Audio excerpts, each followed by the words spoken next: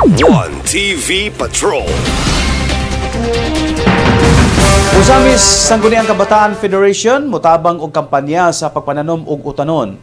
Gipasalamatan ni Usamis Sangguniang Kabataan Federation President Honorable Janfiel Duhay Lungsod nga nahimong kabahin ang iski sa Usamis sa aktibidad sa City Nutrition Office.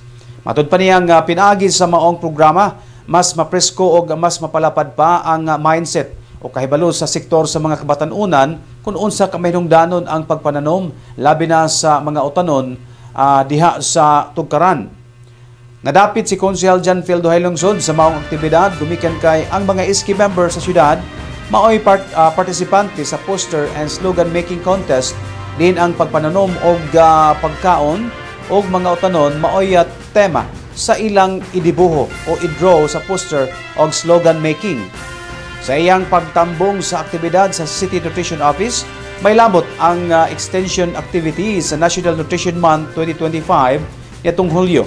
Iusab nga mapadangat og mapahinumdom ang maong kampanya og advokasya ngadto sa mga kabatanunan ning syudad. Sa iyang tanaw, dili pa ulahi ang tanan nga ang mga kabatanunan mamahimong ehemplo sa programa sa pananom o pagpananom og mga utanon og modelo usab sa dili pagkaon sa mga processed food. Apil na ang mga delikadong ilimnon sa mga kabataan. Celebration sa Nutrition Month, so series of activities, ma'am, no, na gawas ani murag daghan pa to nga mga activities. So lipay ko on behalf of the SK Federation of Ozamis City.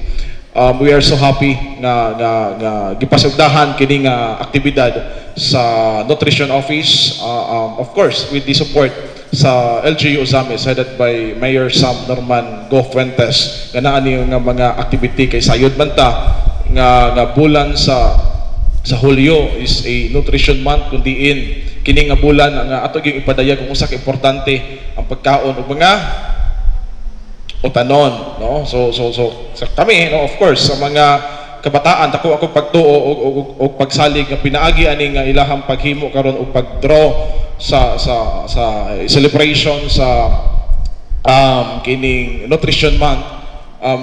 Usa ka pamaagi kun diin ma-inspire ang mga kabatanunan o kun diin pinaagi sa ilahang pagdrawing kun diin daghan nga mga mata ang kung sa dek importante ang pagkaon og mga gulay. So it is the first step kundiin nga ato yung pangusgan, no, at ato yung ma-encourage especially ang mga kapatanunan nga tagaan natog dako nga pagtagad nga atong i-encourage nga magtanom dagdagan nga mga utanon.